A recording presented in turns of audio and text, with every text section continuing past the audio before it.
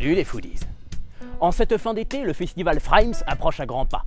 Cette excellente réunion de vidéastes goûtus a lieu depuis l'an dernier dans la belle ville d'Avignon. Ça va Brice? En cette période, il fait chaud dans la capitale du théâtre. J'en ai fait l'expérience l'an dernier. Et c'est pourquoi aujourd'hui je vous propose une recette directement venue de nos amis transalpins. L'Italie, ce beau pays en forme de botte à talons aiguilles de dominatrice, nous épate depuis des siècles de ses inventions culinaires.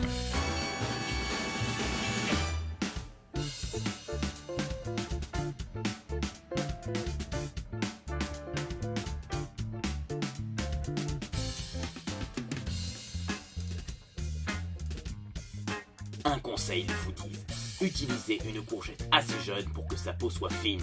Une peau trop épaisse devient caoutchouteuse à la cuisson et est désagréable sous la mâchoire. Pour couper votre courgette, commencez par la trancher en deux, puis débitez chacune des deux moitiés en petits dés. Vous pouvez aussi choisir la forme de lamelle. Comme toujours en cuisine, tout est dans le coup de main. Vous pouvez trouver ces légumes dans vos champs, cultures et autres potagers en ce moment même.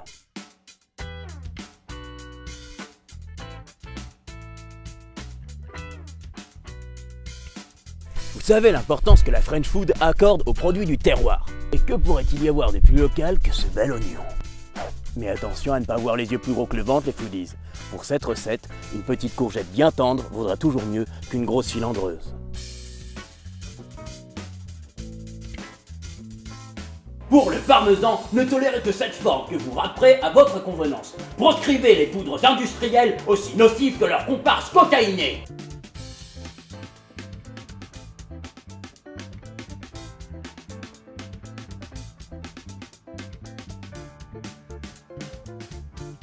Bien que la saison des asperges soit passée depuis peu, un bon cuisinier sait prendre ses précautions. C'est pourquoi je vais utiliser ces asperges que j'ai stérilisées maison il y a quelques mois. Pour diminuer l'empreinte carbone de notre recette, on peut substituer au mascarpone un mélange habilement dosé de fromage frais et de crème épaisse.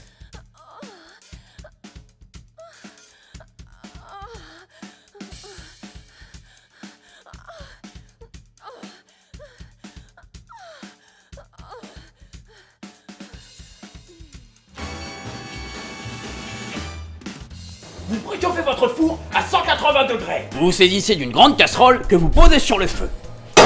Vous y versez de l'huile d'olive importée par les parrains de la mafia pour qu'elle devienne bien chaude. Oh yeah. On fait revenir l'oignon dans l'huile à feu doux tout en mélangeant pour qu'il ne se transforme pas en friture de hot dog. On incorpore la courgette en deux temps.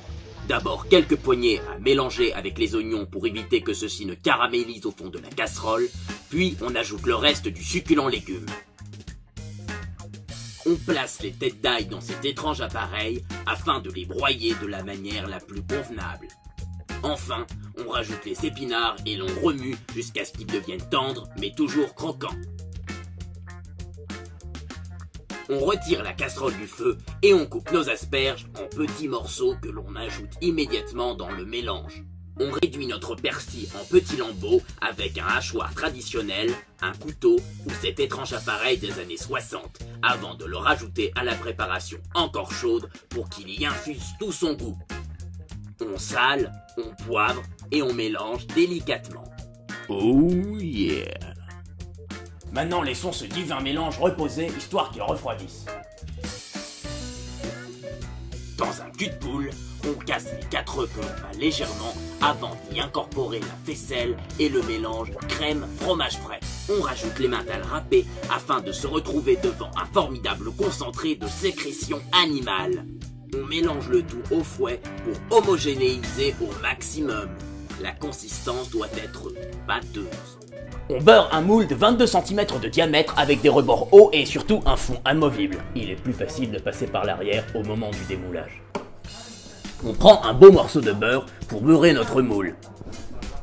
Il faut que notre moule soit bien beurré, qu'il soit glissant. On profite ensuite des propriétés adhésives du beurre pour tapisser tout l'intérieur du moule avec de l'emmental râpé. On réunit enfin nos deux préparations pour obtenir cette magnifique substance.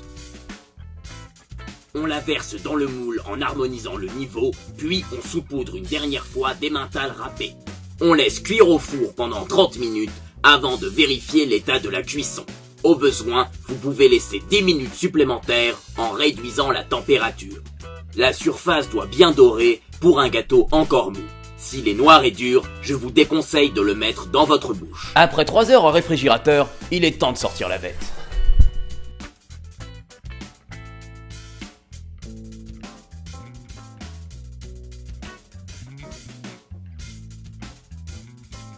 Et voilà les foodies, notre recette est prête. Alors Brice, ça te dit de goûter cette version francisée du gâteau aux légumes italien? Bien sûr, Jean. C'est parti.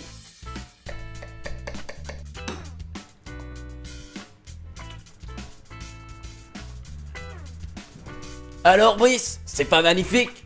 Ouais. Et voilà les foodies, j'espère que cette recette vous aura plu, alors profitez-en pour vous détendre, vous reposer. Quant à moi... Ah! French food porn. Ton désir, ton fantasme, petit soir. Oh, le fou. French food porn. Sur les plaques, dans les casseroles. Pas trop chaud. French food porn. Merci d'avoir regardé jusqu'au bout cette vidéo. Pour vous abonner à la chaîne de Studio UA et profiter d'autres French Food Porn de meilleure qualité car officielle, vous pouvez cliquer ici. Et si vous voulez vous abonner à ma chaîne et découvrir le monde merveilleux du théâtre, vous pouvez cliquer là. Sur ce, à la prochaine et bon appétit.